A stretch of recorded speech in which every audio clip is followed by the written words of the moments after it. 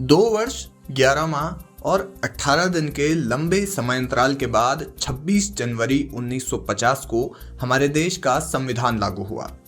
संविधान बनने के बाद संविधान सभा में खुशी और संतोष की लहर थी कि जिस संविधान को बनने में इतनी मेहनत की गई है वो संविधान अंततः बनकर तैयार है। लेकिन इसमें कठिनाई थी। कठिनाई ये कि 251 पृष्ठों के इस हस्तलिखित संविधान की प्रतियां कैसे छापी जाएं। इस विषय पर गहन विचार विमर्श हुआ, विशेषज्ञों से वार्ता की गई और तब विशेषज्ञों ने एक नाम सुझाया, देहरादून स्थित survey of India. Survey of India वो संस्थान है जिसके पास उस वक्त में छपाई के लिए सबसे उत्कृष्ट और सबसे अत्याधुनिक तकनीक का छापाखाना था। और इस तरह सर्वे ऑफ इंडिया के साथ देहरादून भी गवाह बना दुनिया के सबसे बड़े लोकतंत्र के सबसे बड़े हस्तलिखित संविधान को छापने का। देखिए, जो हम शुरू से हम लोग जो सर्वे ऑफ इंडिया है मैप मेकिंग ऑर्गेनाइजेशन है, तो हम शुरू से मैप को प्रिंट करते आ रहे हैं। और तो हमारी जो मैप प्रिंटिंग टेक्नोलॉजी है, मैप हमारे जो सर्वे ऑफ इंडिया के देखें बहुत खूबसूरत होते हैं, बहुत अच्छी क्वालिटी के होते हैं। तो निसंदेह हमारे पास जो प्रिंट करने की टेक्नोलॉजी होगी बहुत अच्छी होगी। भारत में सबसे अच्छी जो टेक्नोलॉजी थी मुद्रण की हमारे ये सर्वे ऑफ इंडिया में ही एक समय होती थी। इसीलिए जब 1949 में भारत के संविधान को मुद्रण का अवसर आया तो भारत सरकार को ये लगा कि इसके लिए भारतीय सर्वेक्षण विभाग ही सबसे उपयुक्त विभाग हो सकता है।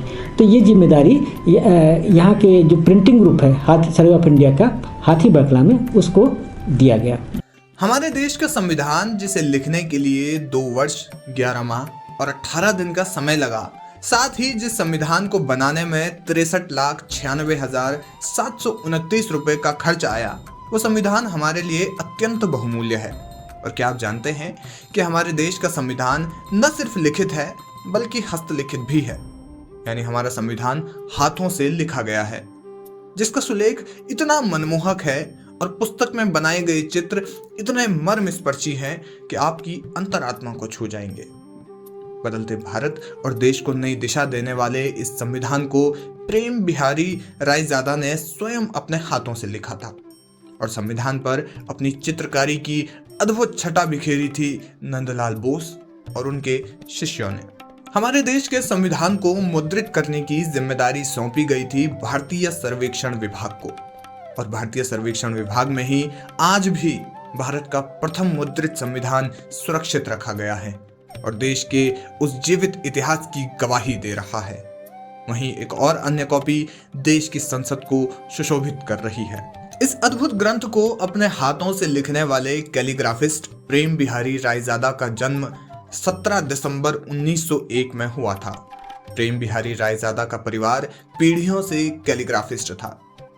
देश के संविधान की उस पुस्तक के एक एक पृष्ठ पर प्रेम बिहारी रायजादा के नाम वाला कॉपीराइट और पुस्तक के अंत में देश के प्रथम राष्ट्रपति डॉक्टर राजेंद्र प्रसाद, प्रथम प्रधानमंत्री पंडित जवाहरलाल नेहरू, संविधान सभा के अस्थायी अध्यक्ष सच्चिदानंद सिन्हा और संविधान सभा की प्रारूप समिति के अध्यक्ष बाबा साहब अंबेडकर समेत संविधान सभा के सभी सदस्यों के हस्ताक्षर हैं।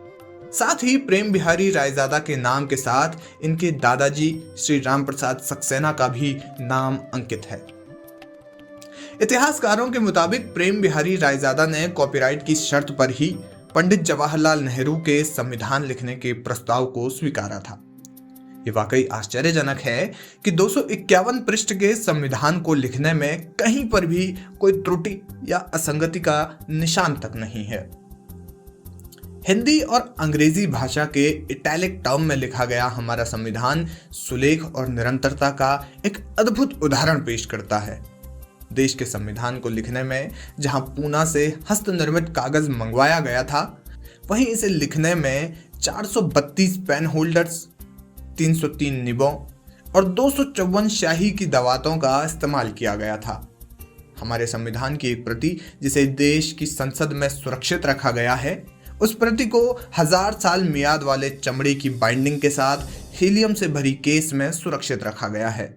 संविधान की पुस्तक के कुल 22 भागों के प्रत्येक भाग में नंदलाल बोस ने 8 से 13 इंच के चित्र बनाए हैं, जिन्हें बनाने में 4 साल का समय लगा। जैसे जैसे आप पृष्ठ पलटते जाएंगे, आपको देश के इतिहास से जुड़े कई गौरवमय चित्र दिखाई देंगे। जैसे पुस्तक के एक भाग में हाथी घोड़ों से सजी मोहनजोदड़ो के चित्र का वर्णन किया गया है।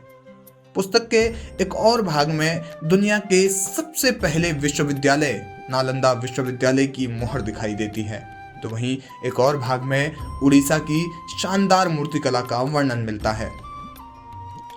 पुस्तक के एक भाग में महाबलीपुरम, एक भाग में भगवान नटराज का चित्र और एक भाग में मुगल स्थापत्य कला का बेहतरीन चित्रण किया गया है। पुस्तक का 16वां भाग महारानी लक्ष्मीबाई को समर्पित है, जिसमें महारानी लक्ष्मीबाई की अंग्रेजों से लड़ते हुए चित्र को बड़ी संजीदगी से उकेरा गया है। इसी भाग में टीपू सुल्तान का भी चित्र देखने को मिलता है। पुस्तक के एक भाग में महात्मा गांधी की दांडी यात्रा को प्रदर्शित किया गया है, वहीं एक और भाग में नेताजी सुभाष चंद्र बोस की सलामी लेते हुए तस्वीर को चित्रित किया गया है। भारतीय सर्वेक्षण विभाग के नॉर्दर्न प्रिंटिंग ग्रुप ने पहली बार भारत के संविधान की पुस्तक की 1000 प्रतियां छापी। इस छपाई में फोटोलिथोग्राफिक तकनीकी का इस्तेमाल किया गया था और इस तरह भारत के संविधान की छपाई का सबसे महत्वपूर्ण अंग देहरादून से जुड़ा हुआ है।